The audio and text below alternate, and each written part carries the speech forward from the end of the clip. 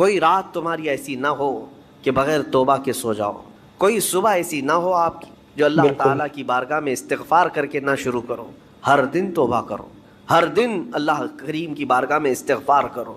اور قرآن کی ایک آیت میں آپ کو یہ بھی بتا دوں، 9ویں پارے سورہ انفال کی آیت ہے، اللہ تعالیٰ فرماتا ہے وَمَا كَانَ اللَّهُ لِيُعَذِّبَهُمْ وَأَنْتَ فِيهِمْ وَمَا كَانَ اللَّهُ مُعَذِّبَهُمْ وَهُمْ يَسْتَغْفِرُونَ۔ اللہ فرماتا ہے اس امت پر اللہ عذاب ویسا نازل نہیں کرے گا کیا جیسے پہلی امتوں پر آتا تھا۔ اس کی وجہ یہ ہے، پہلی وجہ یہ ہے کہ سبحان ان کے اللہ، بیچ میں میرا محبوب آرام بے کرتا ہے، شک، رسول پاک صلی اللہ علیہ وسلم۔ دوسری ایک وجہ رب تعالیٰ فرماتا ہے وَمَا كَانَ اللَّهُ مُعَذِّبَهُمْ وَهُمْ يَسْتَغْفِرُونَ، جب تک لوگ اللہ کی بارگاہ میں استغفار کرتے رہیں گے، استغفر اللہ ربی من کل ذنب واتوب الیہ، جب تک استغفار کرتے رہیں گے، اللہ فرماتا ہے اس نہیں کر قوم پر سکتے۔ اللہ عذاب نہیں نازل۔ جب بندے چھوڑ دیتے ہیں، ارے جو کیا سب صحیح کر رہا ہوں، میرا کیا ہے، توبہ کرنا بھول گیا، استغفار کرنا بھول گیا، ان بندوں پر اللہ کا عذاب آتا ہے، اس قوم پر عذاب آتا ہے۔ اسی لیے میں بالکل، کہتا ہوں میرے عزیزو، خطائیں سب سے ہیں، ہمارے دامن کے اندر کیا کیا پروردگار ہے کو وہ معلوم، ہمیں بے شک، معلوم ہے، ہمارے پروردگار کو۔ بہت سارے راز ایسے ہیں جو اس نے چھپا رکھا ہے، بندوں کے اوپر پردہ ڈال رکھا ہے، اتنی باتیں کہ اگر وہ پردہ اٹھا دے تو لوگ رشتہ داروں کے سامنے بیٹھنے کے بھی قابل نہیں رہیں، ماں باپ دیکھ کر گھبرا جائیں گے اور اپنے گھر سے دور کر دیں، یا اگر باپ کی غلطیاں بیٹے کو پتہ چل جائے تو زندگی بھر اس کو باپ نہیں تسلیم کرے گا، وہ باپ نہیں مانے گا کہ اس کی اتنی بڑی بڑی خطائیں، لیکن وہ رحمان ہے، باپ کی عیب بیٹے سے چھپا رکھا ہے، بیٹے کے عیب ماں سے چھپا کر رکھا ہے، وہ پروردگار عالم نے پردہ رکھا ہے ہر ایک پر، لیکن اس کے باوجود بندوں کو یہ چاہیے کہ اس کی بارگاہ میں اکڑ دکھانے کی بجائے، غرور و گھمنڈ دکھانے کی بجائے، عاجزی کے ساتھ اسے رحمان تسلیم کر کے عرض کرتے رہے مولا میں خطا بے کار شک، ہوں اور تو ستار و غفار ہے، بخش دے مولا تیرا نام غفار ہے، غفار، بخش دے مولا تیرا نام غفار ہے۔ اسی لیے میں عرض کرتا ہوں میرے عزیزو، رب تبارک و تعالی ارحم الراحمین ہے، لیکن کچھ بندوں کو آج ایسا لگتا ہے کہ اب ہم جس زندگی میں جیسے چل رہے ہیں اب تک ہمارے ساتھ کچھ ہوا نہیں، اس کا مطلب ہے کہ ہم صحیح کر رہے ہیں، جو کر رہے ہیں ہم صحیح کر رہے ہیں۔ اس نے ڈھیل دے رکھی ہے، اس کا بالکل، مطلب یہ نہیں کہ جو کر رہے ہیں صحیح کر رہے ہیں۔ کسی دن وہ گرفت کرنے پر آئے اور سب کے سامنے عیوب تمہارے بالکل، برائیاں وہ آشکار کر دے، کھول دے، تو یہ سب سے بڑا عذاب ہے، دنیا میں بھی، دنیا میں بھی سب سے بڑا عذاب ہے۔ بہرحال آج وقت ہے، اللہ تعالیٰ نے عقل سلیم عطا کیا ہے، اور میں آپ کو بتاؤں کہ اللہ تبارک و تعالیٰ ان بندوں کو گڑ گڑاتے پسند ہیں، کرتا ہے بے جو اس شک، کی بارگاہ میں گڑ گڑاتے ہیں۔ آپ نے دنیا میں دیکھا ہے کسی کے پاس آپ مانگنے کے لیے جائیں، 1000 روپے مانگ کے دکھائیں، آج وہ دے دے گا، کل پھر 1000 روپے مانگے اس سے، ہو سکتا ہے دے دے گا، پرسوں پھر مانگو، دیکھو پھر اس کا چہرہ بگڑتا ہے کہ نہیں۔ اچھے اچھے لوگوں کی بات میں کر رہا ہوں، مانگنے سے لوگ ناراض ہوتے ہیں، اور اگر تم مانگنے کی عادت ڈال لی تو دیکھنا وہ بالکل آدمی صحیح راستہ بات ہے، کاٹنے لگ جائے گا، ارے یہ آ رہا ہے ہٹ جاؤ ادھر سے، ابھی آئے گا 1000 روپے مانگے گا۔ مانگنے والوں سے تو ہم راستہ کاٹ لیتے ہیں، لیکن آپ کو پتہ ہے رحمت عالم صلی اللہ علیہ وسلم ارشاد فرماتے ہیں میرا مولا رب تعالیٰ کی شان یہ ہے کہ بندہ اگر مسجد میں آیا اور کچھ مانگے بغیر ہی چلا گیا تب رب تعالیٰ بالکل، جس سے گناہ سرزد ہوئے وہ اگر توبہ کرنا چاہتا ہے تو 2 چیزیں پہلے سمجھ لیں، ایک تو سچے دل سے توبہ کرنا یعنی باز آنے کا ارادہ کر لینا، دوسری اس پر نیکیوں کی کثرت کرنا، تب جا کر کے وہ توبہ کا پھل تمہیں ملے گا۔ ہاں بعض جگہوں پر میں نے دیکھا ہے دیہاتوں وغیرہ میں وہ لوگ کسی لڑکے اور لڑکی کے معاملے کو دیکھتے ہیں کہ یہ غیر شادی شدہ تھے اور چلے گئے اور ساتھ میں رات بتا کر کے آئے ہیں تو ان کو پکڑ کر کے جماعت والے بٹھاتے ہیں، اسلامی سزا ہے نہیں، آپ دے نہیں سکتے، اور بعض دیہاتوں میں نے دیکھا ہے کہ جھاڑو لے کر کے اس کو مارتے ہیں یا ٹاول کو لپیٹ کر کے اس کو مارتے ہیں۔ یہ مذاق کر رہے ہو اسلامی نظام کا؟ مذاق ہے اسلامی نظام کا؟ وہ تو حضرت ایوب علیہ السلام کی بیوی کے لیے اترا تھا قرآن پاک میں، حضرت ایوب علیہ السلام نے قسم کھا لی تھی اپنی بیوی کے بارے میں کہ وہ شیطان کے پاس گئی تھی، اگر میں صحیح ہو جاؤں تو تجھے 100 کوڑے ماروں گا۔ آپ صحیح ہو گئے، 100 کوڑے مارنے والے تھے، لیکن وہ بیوی بڑی نیک شعار تھی، اللہ نے حکم فرمایا جبرائیل امین کو جاؤ ایک جھاڑو جس میں 100 کاریاں ہوں وہ ایوب کو دے دو اور کہو کہ ایک بار اس سے اپنی بیوی کو مارے، ان کی قسم پوری ہو جائے گی۔ یہ قرآن میں ہے۔ وہ ایوب علیہ السلام کی بیوی کے لیے یہ بات اتری تھی تو میں نے کسی گاؤں کے متولی صاحب کے متعلق یہ سنا کہ وہ بھی 100 کاڑیوں کی جھاڑو لے کر کے اس لڑکے کو مارتے ہیں جو لڑکی کو بھگا لے جاتا ہے، اور کہتے ہیں 100 کوڑوں کے برابر ہو گیا، اور اگر 100 کوڑے مارو گے تو پھر اگلا دن آپ کے کوڑے پڑنے کا آ جائے گا، یہاں نہیں مار سکتے۔ یہاں صرف یہ ہے کہ سچی توبہ کی اسے تلقین کی جائے، رو رو کر کے تو توبہ کرے، اس کے بعد اپنی اصلاح کرے۔ اپنی اصلاح کیسے؟ نیکیوں کی کثرت کرے۔ پہلے نماز کم پڑھتا تھا تو اب زیادہ کر لیں، نفل نہیں تھے تو نوافل کی زیادہ تعداد کر، درود مبارکہ آیت کریمہ کا ورد زیادہ کرے۔ یوں ہی سمجھ لیں کہ بیماری کے بعد جب آدمی اٹھتا ہے تو اسے ٹونک لینی پڑتی ہے، اچھی غذا دینی پڑتی ہے تاکہ اس کی جو گری ہوئی صحت ہے وہ جلدی صحیح ہو جائے۔ گناہ کرنے کے بعد بندے کی روح اسی طرح بیمار ہوتی ہے، توبہ کے بعد اسے ٹونک دینے کے لیے نیکیوں کی کثرت ضروری ہے، وہ نوافل کی کثرت کرے۔ نمبر 3، وَاعْتَصَمُوا بِاللَّهِ، اللہ کی رسی مضبوطی سے تھام لے۔ یہ اللہ کی رسی ہے کیا؟ اس پر ہی بہت گھنٹوں تفسیر ہو جائے گی۔ یہ قرآن پاک میں گزر وَاعْتَصَمُوا بِحَبْلِ اللَّهِ، چوتھے پارے میں یہ آیت گزر چکی ہے، اور یہاں اللہ نے فرمایا وَاعْتَصَمُوا بِاللَّهِ، اللہ کی رسی مضبوطی سے پکڑ لو۔ اللہ کی رسی کیا ہے؟ آسمان سے کوئی چیز لٹک رہی ہے کہ اس کو پکڑ کر کے جھولتا رہے گا، چھوڑے گا نہیں۔ اللہ کی رسی، مفسرین کے الگ الگ اقوال ہیں۔ قرآن پاک اللہ کی رسی ہے، اسے جو تھام لیا گویا کہ وہ اللہ کی رسی کو پکڑ لیا۔ رسول پاک صلی اللہ تعالیٰ علیہ وسلم کی ذات اللہ کی رسی ہے، حضور صلی اللہ علیہ وسلم کو جو تھام لیا، ان کی تعلیمات کو، وہ اللہ کی رسی کو پکڑ لیا ہے۔ اہل بیت اطہار جو رسول اللہ کی آل ہیں، ان کو کہا گیا ہے کہ وہ اللہ کی رسی ہیں، ان کو جو تھام لیا وہ اللہ کی رسی کو پکڑ لیا۔ اہل اللہ جو ہیں، اولیاء کاملین، یہ اللہ کی رسی ہیں، ان میں سے کسی کو اس نے تھام لیا وہ اللہ کی رسی کو پکڑ لیا۔ تو توبہ کرنے کے بعد اور 2 چیزیں ایکسٹرا ہو گئی، ایک اصلاح، دوسرے نمبر پر اللہ کی رسی کو پکڑنا ہے، یعنی قرآن لے لو۔ قرآن کو لے لینے کا مطلب یہ نہیں ہے کہ پکڑ کر کے زندگی بھر رہے، قرآن کی تعلیمات پر چلے، قرآن سے لگاؤ اور محبت بڑھا لے، اور اس کی تلاوت کثرت سے کرے، یہ اللہ کی رسی ہے۔ حضور پاک صلی اللہ علیہ وسلم سے محبت زیادہ کر لے، وہ اللہ کی رسی ہے۔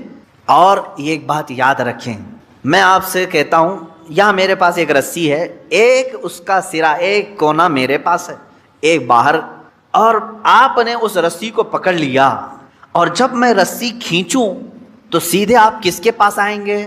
میرے پاس آ جائیں گے، بلا تشبیہ و بلا تمثیل۔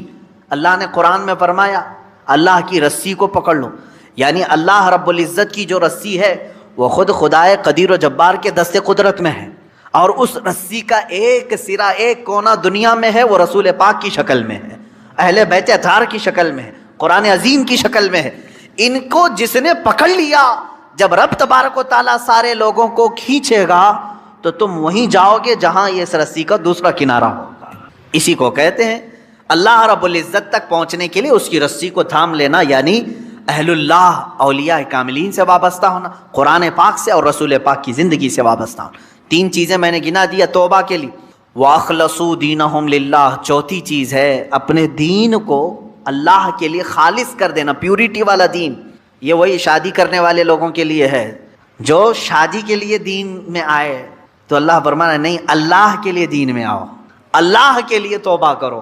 بعض لوگوں کو دیکھا گیا کہ بھائی بہت زیادہ آوارہ گردی کرتا تھا، میں تو بیٹی نہیں دوں گا اس کو، کہا 4 لوگوں کو لے آؤ، میں توبہ کرتا ہوں، توبہ توبہ توبہ توبہ، ہو گئی توبہ۔ اس کے بعد اس کی بیٹی کو لینے کے لیے تم نے 4 لوگوں کے پاس توبہ کیا۔ میرے عزیزوں، اب توبہ کے اصول آپ سیکھ لو۔ اس نے توبہ کس کے لیے کیا؟ ایک خاتون کے لیے۔ اللہ فرما رہا ہے اللہ کے لیے آ جاؤ، یہ آج تیرے نکاح میں ہے، کل پھیکی پڑ جائے گی، لیکن اللہ رب العزت تو ہمیشہ رہنے والا ہے۔ یہ ان لوگوں کے لیے بھی تھا جو دائرہ اسلام میں داخل ہوتے تھے، جیسے ہجرت کے متعلق حضور صلی اللہ علیہ وسلم نے فرمایا جس نے اللہ اور اس کے رسول کے لیے ہجرت کی اس کا ثواب بے حساب ہے۔ ہجرت کا مطلب ایک وطن چھوڑ کر کے دوسرے وطن گئے، جیسے مکہ چھوڑ کر کے صحابہ مدینے گئے تھے، کس کے لیے گئے تھے؟ اللہ اور اس کے رسول کی محبت میں گئے تھے۔ ایک صحابی جو ہے وہ مکہ سے نکلے، ان کی منگنی ہوئی تھی مدینے کی لڑکی سے، مدینے کی ایک لڑکی سے ان کی منگنی ہوئی تھی، وہ سفر کر کے آ گئے۔ انہوں نے سوچا شادی بھی ہو جائے گی، ہجرت بھی ہو جائے گی، ثواب کا ثواب ہے، گھر کا گھر بھی ہے۔ شادی ان کی مدینے میں ہونی تھی، سسرال مدینے میں، اور مکہ سے ان کو ہجرت کرنے کا ثواب بھی لینا تھا، لیکن وہ ہجرت کر کے آئے. تب اللہ کے نبی صلی اللہ علیہ وسلم نے یہ حدیث بیان فرمائی، جس کی ہجرت جس غرض سے ہوئی اسی غرض میں مانی جائے گی. جو اللہ اور رسول کے لیے ہجرت کر کے آئے تھے اس کا ثواب بے حساب ہے، اور جو شادی کے لیے ہجرت کر کے آئے تھے تو یہ شادی کا ہی مانا جائے گا. یہ شادی کا. بعض لوگ ہجرت کر کے مائگریٹ کر کے دوسری کنٹریز میں آج گئے ہوئے ہیں، وہ اپنی روزی روٹی کے لیے گئے ہوئے ہیں. اس ہجرت کا ثواب نہیں ہے. اپنے دین کی حفاظت کے لیے اور اللہ کی رضا کے لیے اگر کوئی ہجرت کیا ہے تو اس کا ثواب ہے، بہت بڑا ثواب ہے. مثال کے طور پر برما کے لوگ جو ہجرت کی ہیں، ان کے اوپر آفتیں تھیں، مصیبتیں تھیں، اور ان کے اوپر دین تنگ کر دیا گیا تھا، اور وہ وہاں سے گھر چھوڑ کر کے ہجرت کر کے اگر کسی دارالاسلام میں گئے ہیں تو ان کو وہی ہجرت کا ثواب ہوگا جو صحابہ نے ہجرت کی تھی. یہ ثواب ہے کیونکہ وہ اپنے دین کی حفاظت کے لیے ہجرت کیے تھے. اس بات کو سمجھیں. 4 چیزیں یہاں پر بیان ہوئی ہیں توبہ کے متعلق. جو لوگ ایمان والوں کے ساتھ اٹھایا جانا اپنے آپ کو پسند کرتے ہیں، وہ سب سے پہلی چیز اپنی پرانی چیزوں سے، نفاق تھا یا کفر تھا یا بھیانک گناہ تھے، پہلی چیز توبہ کرے. دوسری چیز اصلاح کرے، یعنی جو ڈیمیج ہوا تھا اس کو صحیح کرے. کیسے؟ نیکیوں سے، نمازوں سے، تسبیحات سے.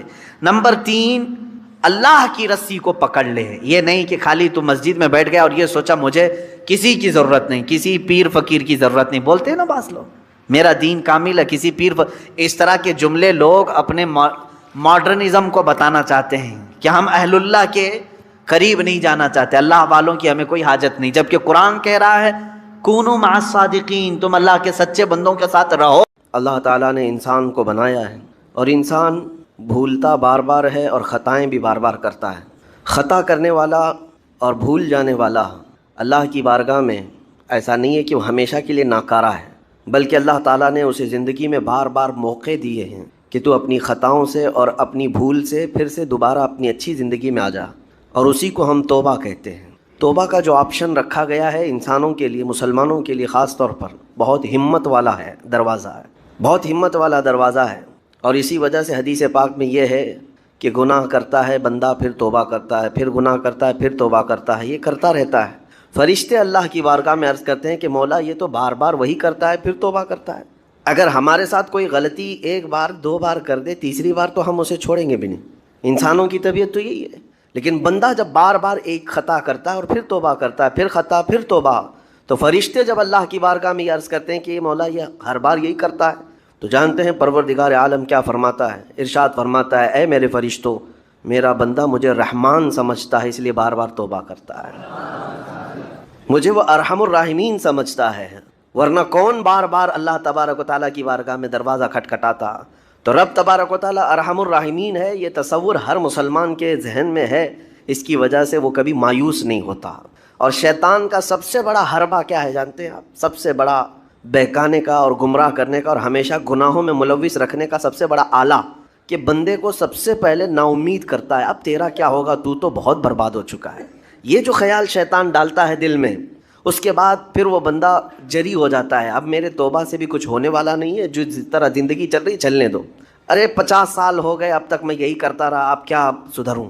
یہ جو خیالات ہے یہ شیطان ڈالتا ہے تاکہ اس کی کفر پر موت ہو جائے، تاکہ وہ ہمیشہ گناہوں کی موت مرے.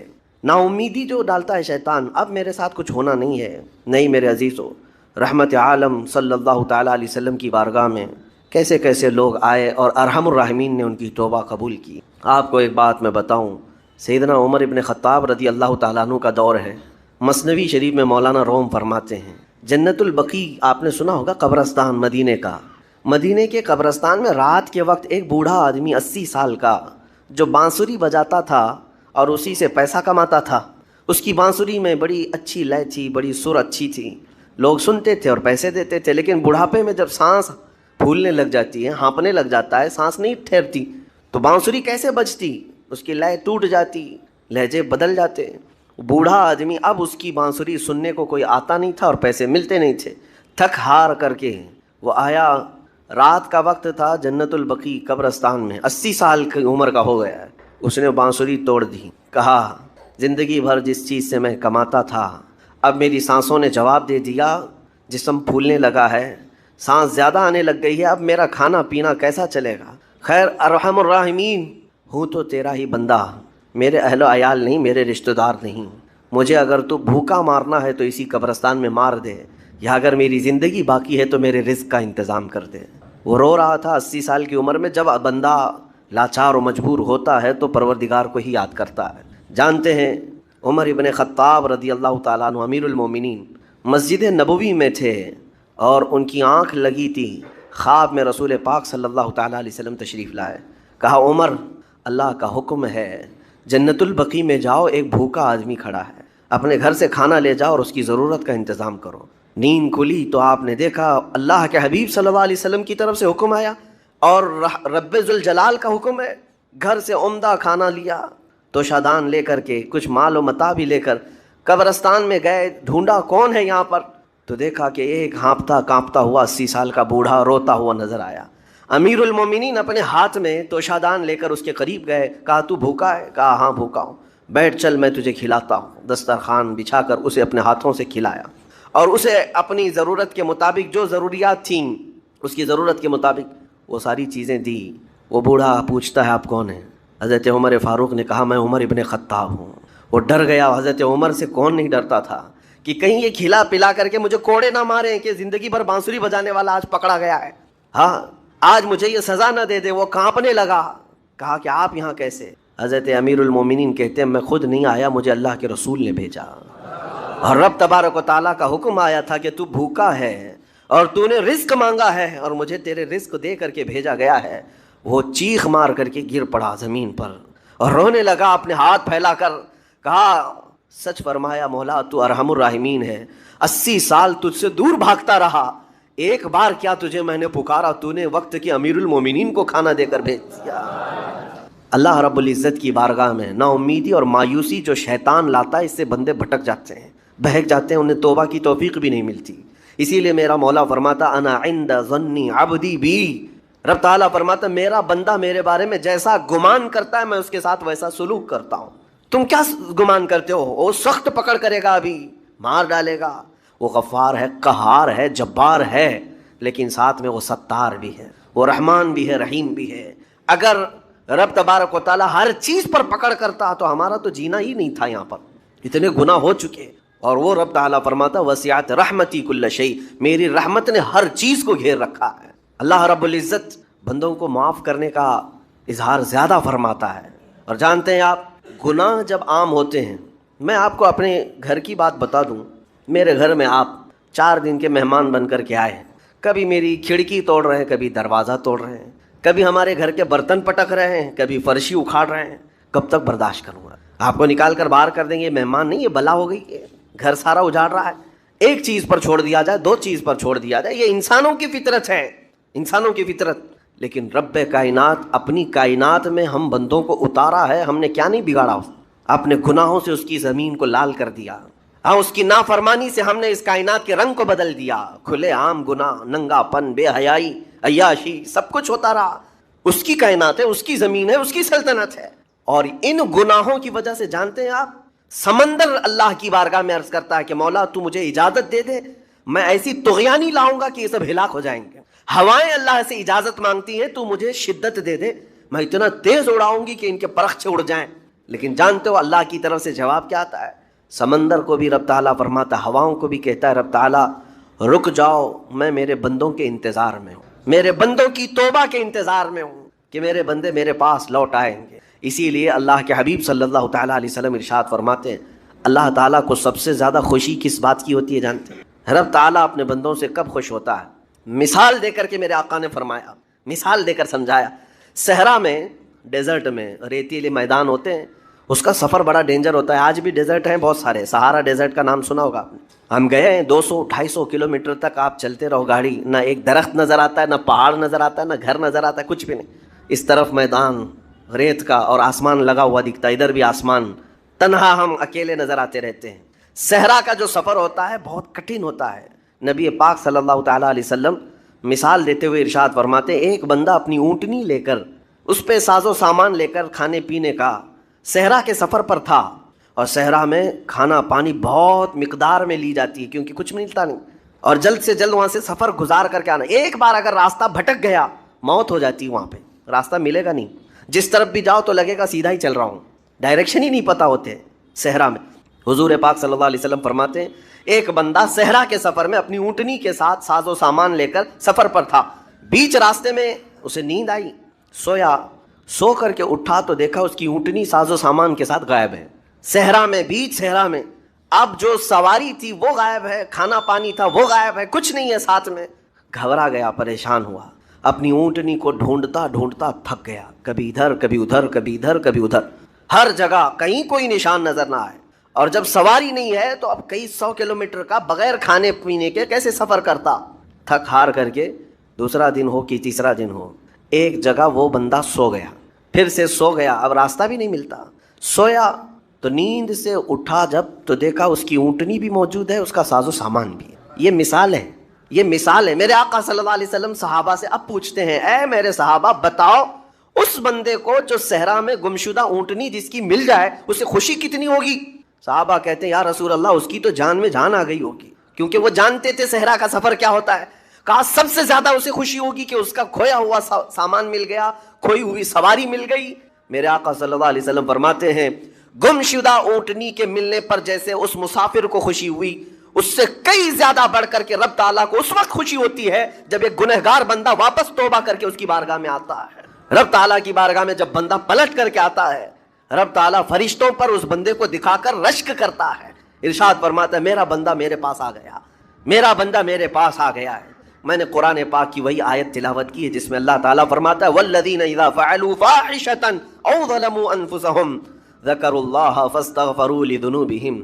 یہ چوتھے پارے کی آیت ہے۔ اللہ تعالیٰ فرماتا ہے وہ لوگ جنہوں نے برائی کر لی یا اپنی جان پر ظلم کیا یعنی گناہ کیا، پھر اللہ کو یاد کر لیا اور توبہ کر لیا، اللہ فرماتا ہے وَمَن يَغْفِرُ الذُّنُوبَ إِلَّا اللَّهُ، تو بتاؤ لوگوں اللہ کے علاوہ کون ہے بخشنے والا؟ لیکن شرط رب تعالیٰ یہ فرماتا وَلَمْ يُصِرُّوا عَلَى مَا فَعَلُوا وَهُمْ يَعْلَمُونَ، لیکن ایک بات ہے کہ وہ جس چیز سے توبہ کر کے آ رہے ہیں اس پر پھر مزید اصرار کر کے جمے نہ رہیں، چھوڑ دیں ایک بار، جان بوجھ کر کے پھر اس چیز پر نہ لگے رہیں۔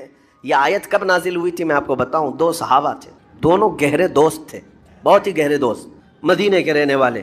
اس میں سے ایک صحابی تجارت کے لیے جا رہے تھے اور ان کے گھر بار میں ان کی بیوی تھی بس اور کچھ نہیں، تو اپنے دوست سے کہا کہ میں جا رہا ہوں، مجھے آنے میں تاخیر ہو سکتی ہے، میرے گھر پر اگر کبھی سودا سلف لانے کی ضرورت پیش آئی تو میری بیوی کو یہ پہنچا دینا ساز و سامان۔ یہ کہہ کر کے وہ تجارت پہ چلے گئے۔ جو دوست صحابی تھے، دیکھیں صحابہ کے بہت سارے کام امت کے لیے درس ہیں، قیامت تک آنے والے مسلمانوں کے لیے وہ مشعل راہ ہیں۔ تو وہ جو دوست صحابی تھے سودا سلف لے کر کے گھر جایا کرتے تھے اپنے دوست کی بیوی کو پہنچانے کے لیے۔ ایک دن ایسا ہوا کہ شیطان نے ورغلایا اور سودا سلف سامان لے کر گھر گئے، ان کی خاتون باہر آئی دوست کی، انہوں نے اس خاتون کا صرف ہاتھ پکڑ لیا اور وہ عورت چونکہ مدینے کی رہنے والی صحابیہ ہیں اپنا ہاتھ تو چھڑا لیا لیکن وہ چیخ مار کر رونے لگی کہ جس پر میرے شوہر نے سب سے زیادہ اعتماد کیا، تم تو جگری دوست بھائی کی طرح تھے، ہاتھ کیسے بڑھا دیا؟ تو اس صحابی کو فوراً احساس ہو گیا کہ میں بہت بڑی خطا کر گیا، میرے بھائی اور میرے دوست کی امانت میں نے خیانت کر دیا، اس نے مجھ پر بھروسہ کیا تھا اور اس کی بیوی کا میں نے ہاتھ پکڑ لیا، بس اتنی سی بات تھی۔ وہ خاتون بھی رونے لگ گئی کہ میرے ساتھ کیا ہوا، یہ صحابی بھی رونے لگ گئے، احساس فوراً ہو گیا کہ میں نے غلط کیا ہے، سودا سلف لانے کے وقت مجھ سے غلطی ہو گئی، خطا ہو گئی۔ اب اس خطا کی وجہ سے وہ کرتے کیا، ان کو تو ڈر یہ تھا کہ میں اپنے دوست کو منہ دکھانے کے بھی قابل نہیں اور نہ ہی میں یہ چیز کسی کے سامنے ذکر کر سکتا ہوں، کیا کروں؟ تو مدینہ چھوڑ کر کے چلے گئے پہاڑیوں میں، اور بغیر کھانا پانی سب کچھ بھی نہیں تھا، پہاڑیوں کے بیچوں بیچ رہنے لگے اور صرف روتے تھے اور گر جاتے تھے اور کمزوری آ گئی جسم میں، اٹھنے پھرنے کی بھی طاقت نہیں تھی۔ اب وہ دوست ان کے صحابی تجارت سے واپس آئے، گھر میں آتے ہی ان کی خاتون نے بتا دیا کیا معاملہ پیش آیا۔ وہ بہت جلال میں آئے اور کہا کہ میرا دل ٹوٹ گیا، آج میری کمر ٹوٹ گئی، جس کے ساتھ ہم نے پوری زندگی بتائی آج اس نے میری عورت کے ساتھ ایسا کیسے کیا؟ بہرحال انسان ہے، خطا ہوتی، انسان ہے، بھولنا اور خطا کرنا اس کی عادت ہے۔ اب ان کو دل میں تو بہت تکلیف ہوئی، کروں کیا؟